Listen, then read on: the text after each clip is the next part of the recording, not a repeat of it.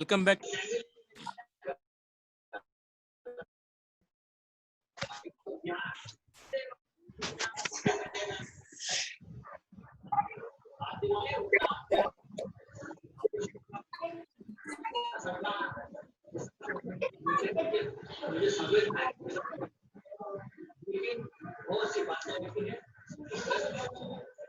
नमस्ते sir, Sambhaji sir.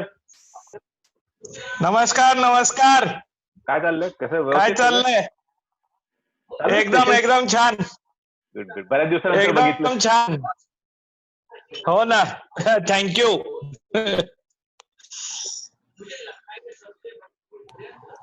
या Jeevan, doctor जीवन.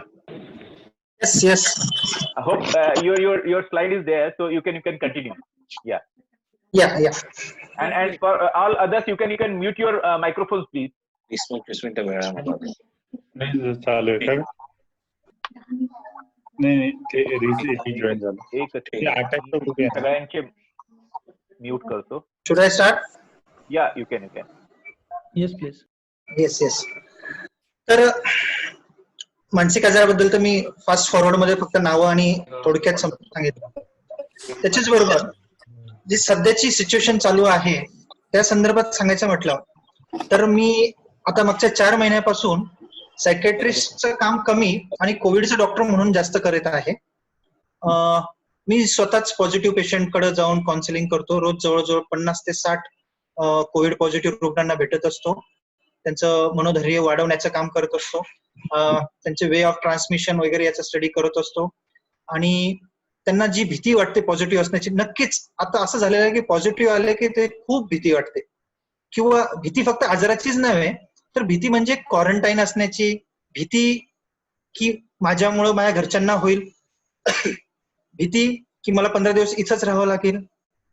या सर्व गोष्टी मिळून तर बऱ्याचदा मी आता जे बघतो आहे मागच्या 4 महिन्यात जवळजवळ मी 1000 पेशंट बघितले गेले आजपर्यंत कोविड पॉझिटिव्ह.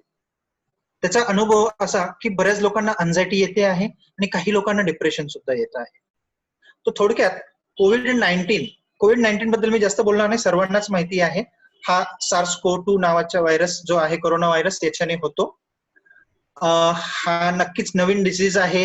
याला काही कुठली ट्रीटमेंट नाहीये, काही व्हॅक्सिन नाहीये आणि सर्वात महत्वाचं म्हणजे highly infectious than any other pandemics in the past. जे आपण स्वाईन फ्लू बघितले, स्मॉल पॉक्स बघितले, निफा, एबोला वगैरे यांच्यासारखे बरेचसे पॅन्डेमिक्स आलेत, इपिडेमिक्स आले. पण हा जो आहे हा हायली इन्फेक्शियस असल्यामुळं नक्कीच याची काळजी जास्त करणं गरजेचं आहे आपल्याला. किंवा सर्वांनी त्या संदर्भात जे दिलेले आहेत गव्हर्नमेंट नॉर्म्स,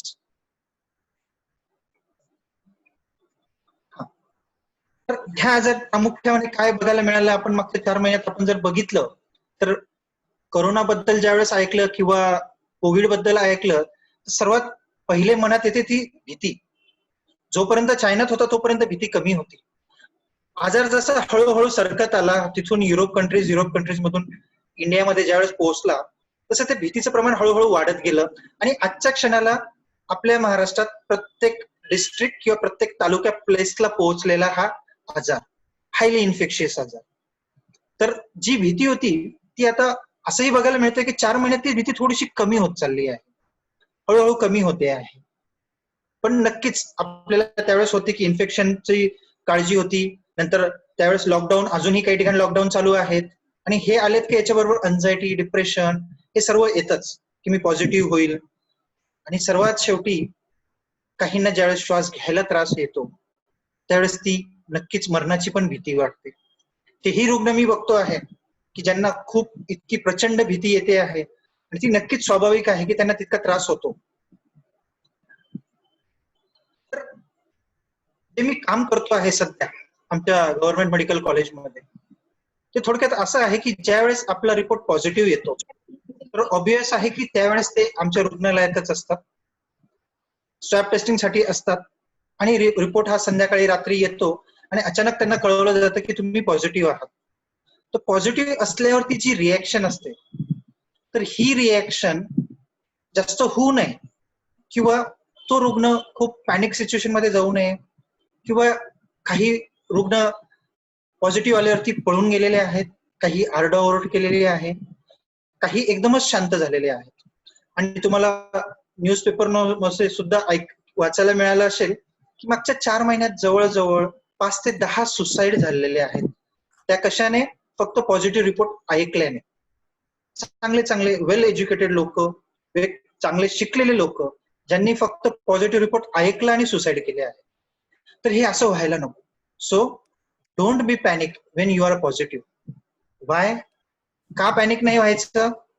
कारण जर हा आजार समजून घेतला, आपण नीट बघितला, तर व्हायरल इन्फेक्शन हे आपल्याला होतच असतात, याच्या आधीही झालेले आहे. दरवर्षी होणारी सर्दी ही आपल्याला व्हायरलच असते. हे जे याच्या आधीचे जेवढेही आजार येऊन गेलेत हे सर्व व्हायरलच होते. फार मग ते HIV असो, स्वाईन फ्लू असो, पोलिओ असो, कुठलाही असो, हे सर्व व्हायरल होते. मग हाही सर्दी, खोकला, ताप, ओला हा असा वेगळा काय आहे? तर कंपॅरिझन जर करायची म्हटली तर याच्यात 85% लोकांना अब्सोल्यूट कुठलेच लक्षणं येत नाहीत, अब्सोल्यूट असिम्प्टोमॅटिक सर्दी, खोकला, ताप काहीच नाही, फक्त ते त्यांचे रिपोर्ट पॉझिटिव्ह असतात. म्हणजे काय की त्यांना ट्रान्समिशन होतं, त्यांना इन्फेक्शन होतं, व्हायरस असतात पण व्हायरसचा लोड खूप कमी असतो जो शरीरावरती हानिकारक नसतो. त्याच्यामुळे त्यांचे रिपोर्ट पॉझिटिव्ह येतात आणि त्यांना कुठलाही त्रास होत नाही. त्याच्यामुळं फक्त पॉझिटिव्ह येऊन मला काहीतरी होईल याच्याने आपली शारीरिक तसेच मानसिक इम्युनिटी कमी होते. तर ती कमी नको व्हायला. जर ती कमी झाली तर नक्कीच जे लक्षणं येतील आपल्याला किंवा जे येणार असतील ते बळवतात आणि आजार वाढू शकतो. आता सध्याचे जे रेट आहेत तर डेथ रेट इज जस्ट 4%. तर 4% हा म्हणजे खूप नाहीये. थोडक्यात विचार केला तर बॅक्टेरियल निमोनियाचे जरी आपण 100 पेशंट घेतलेत किंवा कुठल्याही पद्धत बॅक्टेरियल कुठल्याही इन्फेक्शनने जर निमोनिया झाला कोणाला तरी त्याच्यामध्ये 1-2% ही डेथ रेट असतोच. तर मग हा डेथ रेट खूप आहे का? तर खूप नाहीये. आपण घाबरतो ते ह्या मीडियामुळं, ह्या व्हॉट्सअपमुळं किंवा ह्या सर्व गोष्टींमुळं. घाबरायचं नाही म्हटलं तर आपण बघावं अमेरिकेकडं. ते खूप आधीपासून त्यांना नीट कळला हा आजार. ते फक्त त्यांचे आकडे दिसतात की इतके लाख झालेत, इतके करोड रुग्ण झालेले आहेत, फक्त ते रुग्ण आहेत. डेथ रेट बघितला तर नक्कीच जो डेथ बघायला मिळतो आहे ना, कारण डेथ रेट दिसतो याच्यासाठी आहे की ईच आणि एव्हरी डेथ काउंट होते आहे. याच्या आधी कुठल्याच एपिडेमिक पॅन्डेमिक मध्ये इतकं नेटकं डेथ रेट काउंट केला गेलेला नाहीये. सध्या गुगलमुळं किंवा ह्या अवेअरनेसमुळं ना प्रत्येक डेथ काउंट होते, त्याच्यामुळे ते आकडे खूप मोठे दिसत आहेत, खूप मोठे दिसत आहेत.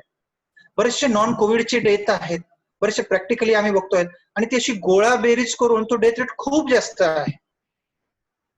थोडक्यात आपण जर कोरोना सोडून दिला आणि जर दुसरे बघितले आपले ऍक्सिडेंटचे जर रेट बघितले तर भारतामध्ये रोज 450 डेथ हे तर ऍक्सिडेंटनेच होतात. मग कोविडने होणारे अशा किती आहेत? त्याच्यामुळं not to worry, not to be a panic. Okay, काळजी नक्कीच घ्यायची आहे. काळजी आपण तर घेणारच आहोत आणि घेतच आलेलो आहोत. त्याच्यामुळे नक्कीच कमी होण्यामध्ये होईल. त्याच्यामुळं जे आपले गव्हर्नमेंटचे नॉर्म्स आहेत ते पाळले पाहिजे. सोशल डिस्टन्सिंग, हँड क्लिनिंग, हे सर्व गोष्टी आपण मास्क वापरणे हे सर्वच वापरू. आणि मी जे काम बघतो आहे, प्रॅक्टिकली बघितलेलं आहे, पेशंट ठीक करतो आहे, तर चांगली बातमी अशी की आता ट्रीटमेंट बऱ्यापैकी अवेलेबल झाली आहे. जरी अशी फुल अँड फायनल व्हॅक्सिन नाही अजून किंवा जे म्हणतात की औषध गोळ्या नाही आहेत, तर मी सांगू इच्छितो की नक्कीच आता मागच्या काही 15 दिवसात किंवा 1 महिन्यात खूप इम्प्रूव्हमेंट झाली आहे. जे पेशंट सिव्हिअर कोविड इन्फेक्शन मध्ये आहेत त्यांना पण आरामात वाचवता येत आहे. त्याच्यामुळे जे आता मी थोडक्यात पुढे दाखवतो की कुठले इंजेक्शन्स आहेत, तर ट्रीटमेंट पार्ट मध्ये येईलच. पण आता खूप पेशंट सिरियस जरी असले तरी ते वाचत आहेत. असं होत नाहीये की कोविड मध्ये तुम्हाला जर तुम्ही ऑक्सिजनवरती गेलात, जर तुम्ही व्हेंटिलेटरवरती गेलात तर डेथ होतेच असं बिलकुल नाहीये. सध्याचे जे न्यूअर अँटीव्हायरल ड्रग्स आहेत ते खूप फॅन्टॅस्टिक वर्क करत आहेत. प्रॅक्टिकली मी माझ्या डोळ्यांनी बघितलेले आहेत आणि ते रुग्ण आता ठीक होऊन घरी गेलेले आहेत. तर फक्त जे आता म्हणतात की सर्दी खोकला, तर मी माझ्याकडनं सांगू इच्छितो, सध्याच्या काळामध्ये सर्वात महत्वाचं लक्षण जर असेल तर ताप येणे. मित्रांनो, ताप कुठल्याही गोष्टीमुळे जरी आला तरी त्याची काळजी घेणं सध्याच्या घडीमध्ये खूप गरजेचं आहे. ताप आला म्हणजे त्याच्या तपासण्या व्हायलाच पाहिजे, मग तो मलेरिया असो, टायफॉइड असो का कोविड असो. पण त्याचं नीट तपासणी करून आवश्यक ज्या आहेत त्या गोष्टी करूनच, कारण हाच एक गोष्ट महत्वाची आहे की जी ठरवते आहे की हा कोविड आहे की नाहीये.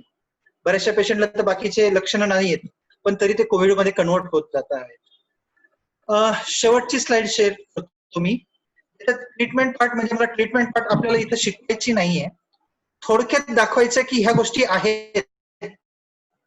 गव्हर्नमेंटच्या प्रोटोकॉल्स नुसार ह्या गोष्टी आहेत आणि ह्या गोष्टीने खूप चांगला फरक पडतो आहे. थोडक्यात paracetamol, omeprazole, vitamin C, zinc, HCQ, azithromycin, ivermectin, doxycycline, ह्या ज्या लाईन आहे ही लाईन टू मॉडरेट कोविड मध्ये वापरली जाते. आणि ज्यांना सिव्हिअर कोविड होतो किंवा ज्यांना ओटूची गरज पडते त्यांना ह्या पद्धतीचे इंजेक्टेबल्स वापरले जातात. सेफ्ट्राक्झॉन, इनॉक्सॅपेरिन, डेक्सामेथाझोन, मिथाइलप्रेडनिसोलन, रेमडेसिवीर, टॉसिलिझुमॅब आणि कॉन्व्होलेसन प्लाझ्मा. आता हे जे शेवटचे 3 आहेत याचा एक्सपिरियन्स मागच्या 15 दिवसात खूप चांगला आहे. Not in Maharashtra, all over. हे इंजेक्शन ज्यांना ज्यांना सिव्हिअर कोविडला मिळतं आहेत, फॅन्टॅस्टिक इम्प्रुव्हमेंट मिळते. म्हणजे एका इंजेक्शनने प्रचंड इम्प्रुव्हमेंट. इंजेक्शन टॉसिलिझुमॅब महाग आहे, इंजेक्शन 40 ते 45 हजारामध्ये मिळतं, पण एकाच डोसने खूप चांगले इम्प्रुव्हमेंट. रेमडेसिवीर आहे 200 मिलीग्रॅम, हे इंजेक्शन पण अँटीव्हायरल इंजेक्शन आहे, याच्याने पण खूप चांगली इम्प्रुव्हमेंट मिळते आहे. ह्या 2 गोष्टी थोडक्यात वेबिनार मध्ये सांगण्याचं असं की मी थोडीशी आशा देतो आहे आपल्याला की घाबरू नका.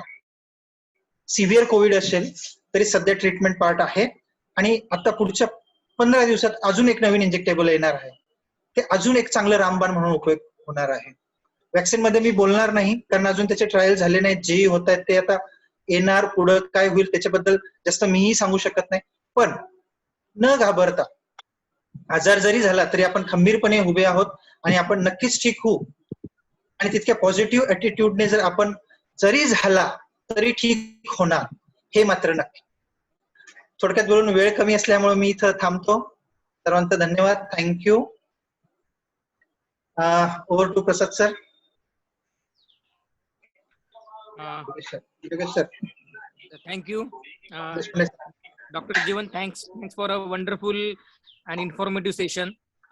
नक्कीच म्हणजे सगळ्यांना बऱ्याचशा गोष्टी ज्ञात होत्या, पण आपल्या एखाद्या जवळच्या माणसाने व्यवस्थित समजून सांगणे आणि भीती न बाळगणे किंवा तू त्या अनुभवातून गेल्यानंतर जे प्रॅक्टिकली किंवा या गोष्टी बघितल्या आहेत त्याच्यामुळे सगळ्यांच्या मनात तर नक्कीच उभारी आली आहे.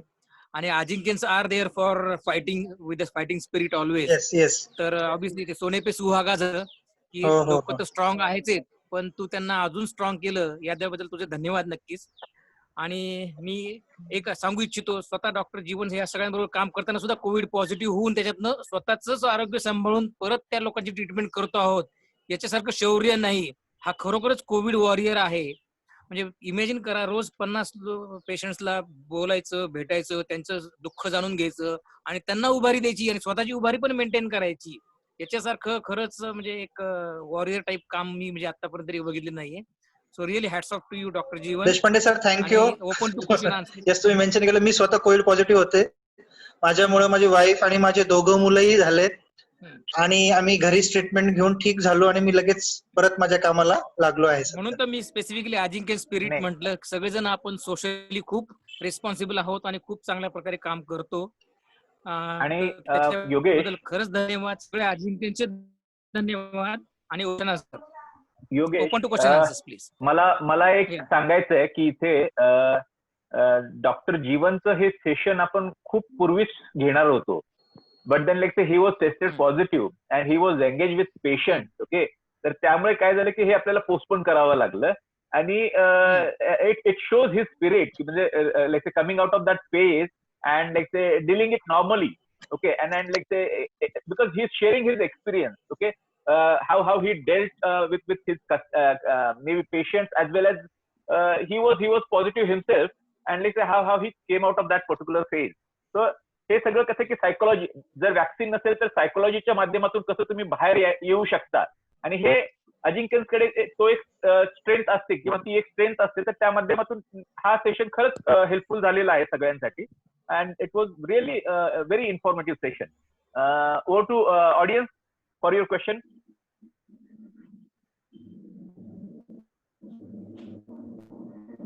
अनम्यूट करतो मी सगळ्यांना. बरं का, एक प्रश्न आहे doctor Jeevan. Why cytokine storm happens in COVID and not in a previous virus? Cytokine storm happens in COVID. And not in previous. Sir, that is तीच तर मोठी खासियत आहे कोरोना व्हायरसची, की काय होतं सर, युजली फक्त कफ, कोल्ड वगैरे हे असे प्रकार सिम्पटम्स येतात आणि काही 7-8 दिवसानंतर सडनली एखादा ताप येतो, एखादा तापचा स्पीक येतो, 101, 102, 103 असापर्यंत ताप पोहोचतो आणि त्या तापामध्ये जे चेस्ट मध्ये जे इन्फेक्शन होतं सर, ते एकाच वेळेस fever with the chest infection, जिथं ज्याला आपण निमोनिया म्हणतो की बऱ्याचशा लोब्स मध्ये ते इन्फेक्शन होतं आणि एकाच वेळेस सर्व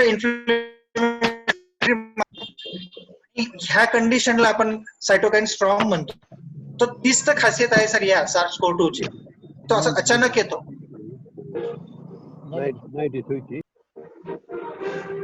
हॅलो सर, अजून एक क्वेश्चन आहे की जे एसिम्प्टोमॅटिक म्हणतात पेशंट्स, ज्यांच्यामध्ये काहीच सिम्पटम्स आढळत नाही, जसं तुम्ही सांगितलं होतं, मग त्या लोकांचं जोपर्यंत टेस्ट होत नाही तोपर्यंत कळत नाही का की like how is it possible that we know that he is positive?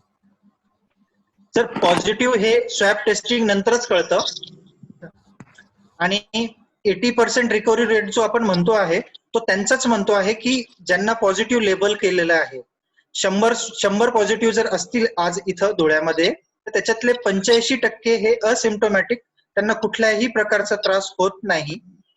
ते पॉझिटिव्हच आहेत पण ते असिम्प्टोमॅटिक आहेत, कारण ज्यांनी टेस्टिंग केली नाहीये त्यांना आपण लेबल नाही करू शकत की they are asymptomatic. Okay, so like अजून एक म्हणजे जसं मला हे क्लिअर करायचं आहे की लाईक जर एखादा कोणी व्यक्ती असेल, त्याची इम्युनिटी खूप स्ट्रॉंग आहे आणि त्याची इम्युनिटी फाईट आउट करत आहे आणि त्याच्यामुळे त्याला काही सिम्पटम्स येत नाहीत, पण तो इन्फेक्टेड आहे. So is it possible that in future he might get like some symptoms, something like that? त्याच्यामध्ये काही धोका होऊ शकतो त्याला? हो, खूप छान क्वेश्चन आहे. याचं आन्सर अजूनही आपल्याकडे नाहीये. ते असं की ज्यांना इन्फेक्शन झालेले आहेत, इम्युनिटी आपली आज कितीही चांगली असो, इन्फेक्शन झालेले व्हायरल लोड किती आहे हे थोड्या प्रमाणात कळतं. बेसिकली अँटीबॉडीज किती तयार होत आहेत. आता जवळजवळ 50 पॉझिटिव्ह लोकांचे जर अँटीबॉडी टेस्टिंग केल्यात तर 50 पैकी फक्त 5च लोकांच्या अँटीबॉडी येत आहेत शरीरामध्ये, आणि ते पण त्या तितके सिग्निफिकंट असल्या पाहिजेत. जर जास्त आणि व्यवस्थित असतील तरच ती इम्युनिटी डेव्हलप होईल आणि त्याला परत रिइन्फेक्शन होणार नाही. जर अँटीबॉडीज डेव्हलप झाल्या नाहीत तर नक्कीच रिइन्फेक्शनचा चान्स असणार आहे. Dr. Jeevan, हाँ I have sir. a small, in fact, it was, thank you very much for a very, very informative and very educative talk on this very pertinent subject. फक्त एक, my question is pertaining to virological field rather than the psychological field that you have spoken on. पण तरी पण या forum मध्ये म्हणलं विचारावं, कारण हा this might be a question which may be bothering many of us. आपलं whenever someone is tested COVID positive, त्याच्यानंतर generally the treatment is for 7 days and later 7 days as a quarantine. आता ह्या 14 दिवसानंतर does that patient have enough viral load to transmit to others, or is that viral load totally eliminated? Number one. Second question is, does he require to undergo the swab test again? कारण अगोदर तसं केलं जात होतं आणि आता एकदमच बंद झालेलं आहे. So these are the two things which I thought you can answer for the benefit of. Definitely. So number one, मी विचारलं की आफ्टर 14 days की व्हायरल लोड असणार की नाही असणार. Okay, once infected after 14 days जरी आपले सिम्पटम्स नसलेत तरी व्हायरल लोड हा प्रत्येकाचा वेगवेगळा असतो सर. जशी त्याची सिटी व्हॅल्यू काढली जाते, ज्यावेळेस स्वॅब टेस्टिंग होते आपण पीसीआर टेक्निकने ज्यावेळेस होते तर त्यावेळेस त्याचं सिटी व्हॅल्यू पण असते. सिटी व्हॅल्यू मध्ये व्हायरल लोड किती आहे हा एक कळतो, पण ती व्हॅल्यू कितीही असली तर ती किती दिवसांनी जाईल हे माहित नाहीये. So your first point was infectivity. Definitely as per the latest literatures and the latest updates it shows की in first 7 days of your infection you are going to transmit this infection to others. After 7 days you can't transmit it. You will have virus in your body. Okay, that means you may develop COVID or you may not develop COVID. You may be asymptomatic. There will be a viral load in your body, because the viral load means whether they are viable virals or they are dead viruses. Even if they are dead viruses, they are going to be there in your body. So they are not going to infect any other after 7 days. So doing swab testing after 14 days is now stopped due to this reason only. The first reason is the overburden of the swab testing. Second, there is no use of doing second or third time even if they become a positive. Okay. Yeah. It's not relevant. It's not relevant if the patient comes to be positive. Thank you, Jiv. Thank you, doctor. Sir एक प्रश्न आहे माझ्याकडे. Jeevan sir एक one question please.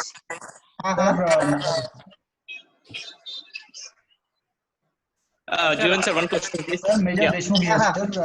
2003 batch Tilak house. Okay.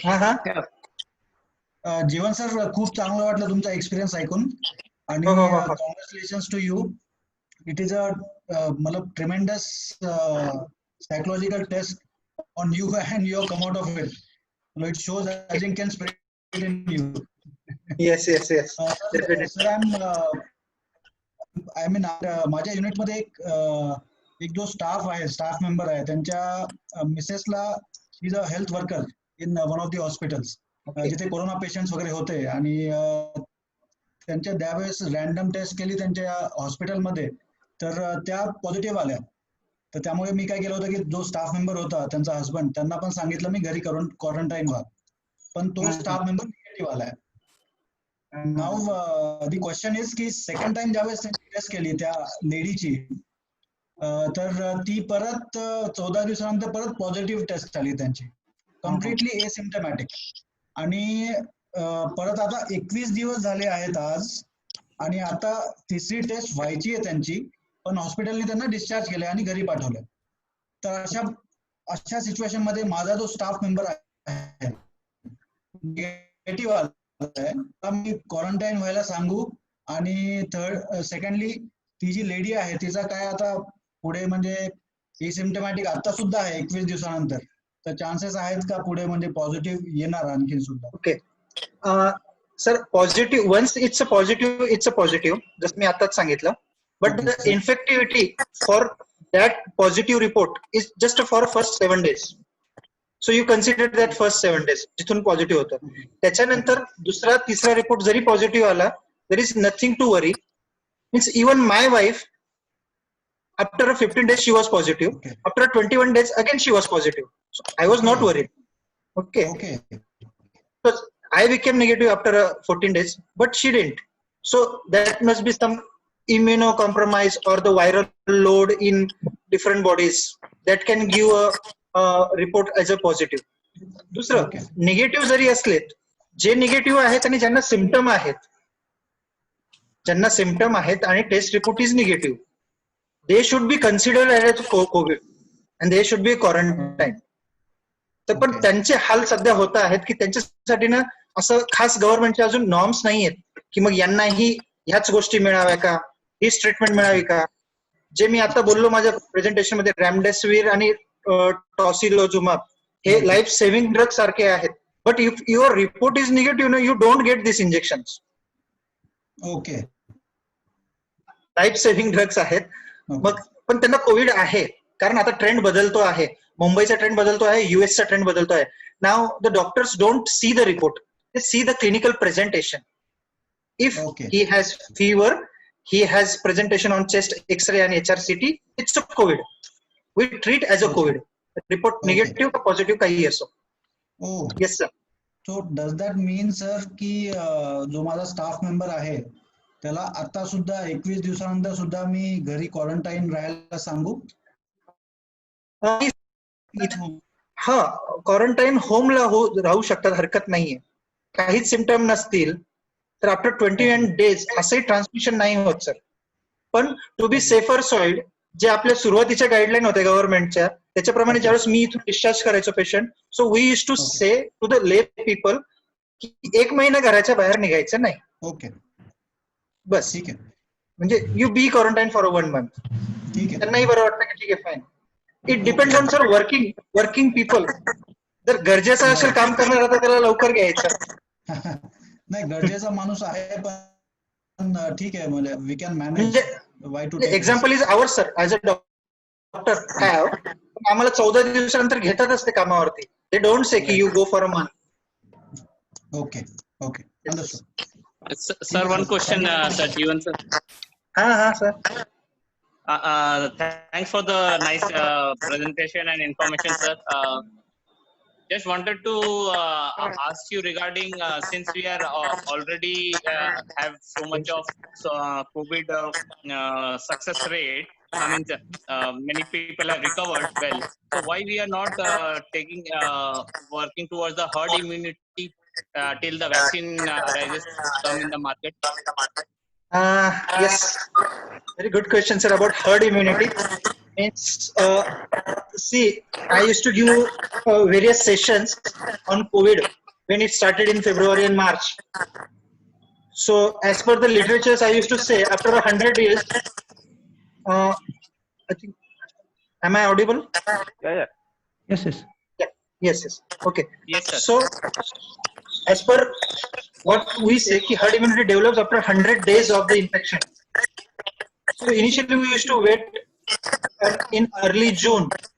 100 दिवस संपत होते, मग 100 days नंतर आपल्याला मिळेल. But other criteria for herd criteria is 40% of that population should be infected to develop a herd immunity.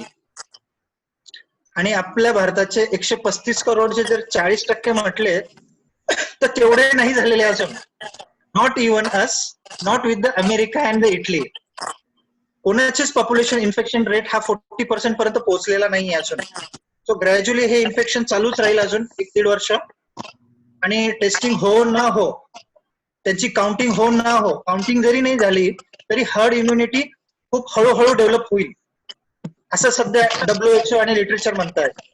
Sir, but we can start with a small, means I'm not saying about a Indian population as a whole and 40% of the whole population, but at least we can start with the small district and even the district population, or even the Mumbai. If you take the Mumbai population, almost many places people are still affected and having symptoms.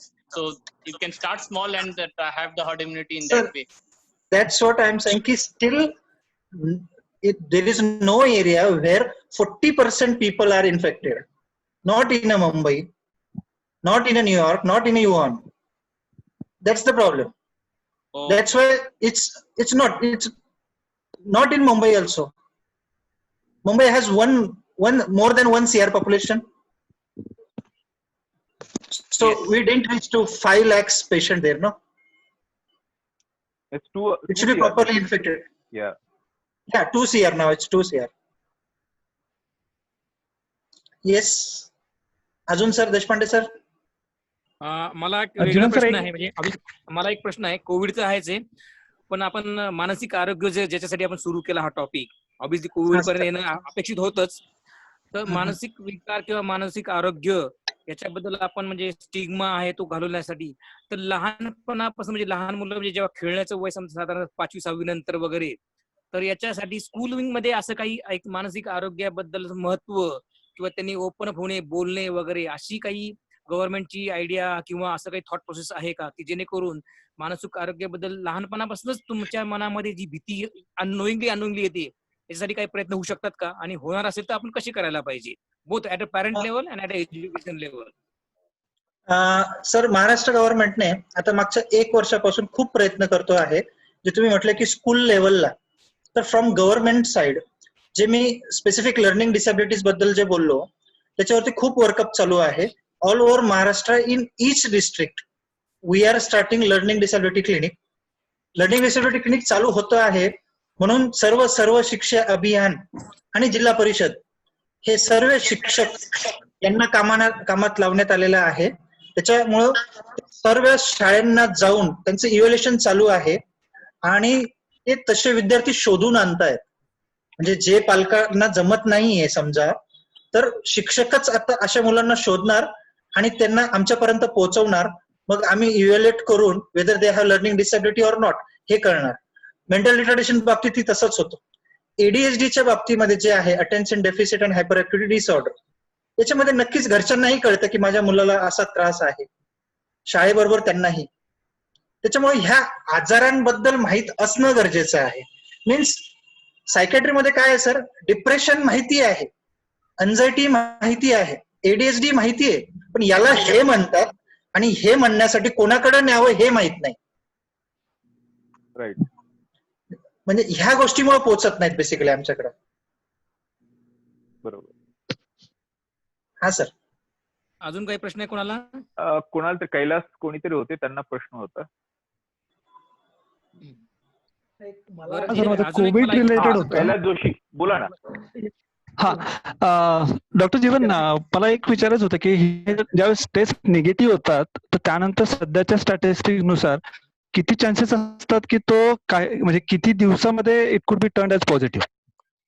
कारण आता तुम्ही जसं सांगितलं की ज्या life saving drugs आहेत, जिथे patient positive नसतात तिथे अनफॉर्च्युनेटली त्यांना ते मिळत नाहीत. बरोबर. आणि सध्याच्या ट्रेंड नुसार डॉक्टर्स हे तुम्ही म्हणाले की क्लिनिकल एक्झामिनेशन सगळं बघूनच डायरेक्ट ट्रीटमेंट सुरू करतात. तर मग या केसमध्ये सध्याचा रेट काय आहे तुमच्या ह्याच्यानुसार, रेटिंग नुसार? रिइन्फेक्शन साठी सर आपल्याकडं बेसिकली आपल्याकडे डाटा आता 4 ते 5 महिन्याचा आहे आणि चायनाचा डाटा मिळत नाहीये सर सध्या आपल्याला ह्या महिन्यात, की कमीत कमी चायनावाल्यांना 8 महिने झालेले आहेत. तर मग 8 महिन्यात रिइन्फेक्शनचे किती आहेत हे लक्षात येत नाहीये. फक्त आपल्याकडं हा आजार 4 ते 5 महिन्याचा असल्यामुळं एवढं कमीत कमी आहे की कमीत कमी 3 ते 4 महिने रिइन्फेक्शन होत नाही एवढं सांगू शकतो आपण. ओके. जर चायनाने जर ओपन अप केलं की त्यांच्याकडे रिइन्फेक्शन झाले आहेत का, तर थोडेसे आपल्या माहितीमध्ये अजून भर पडेल. पण आपण आपलंच इन्फॉर्मेशन जर घेतलं की आपण पहिला पेशंट ज्या दिवशी बघितला आहे आणि आज आहे, तर रिइन्फेक्शनचा चान्स 3 ते 4 महिने नाही सध्या. म्हणजे आपण असंच 1 वर्ष चाललो तर असं मी 1 वर्ष नंतर म्हणेल की 1 वर्ष चान्स नाही रिइन्फेक्शनचा. पण डाटा सध्या एवढाच आहे 4 महिन्याचा. Okay, thank you. डॉक्टर जीवन, एक मला आणखी एक प्रश्न होता apart from what I asked earlier, आणि Yogesh has thrown light on that particular aspect of psychological health. He is from the children's psychological health. But of us are, I mean, I'm talking of the school oldies who are well past 50-55. We also need to have our grooming from the point of view of old age symptoms. Just I request you to later on kindly take a session on this also, so that we ourselves get to know of the problems and try and overcome them. एक तो प्रश्न होता.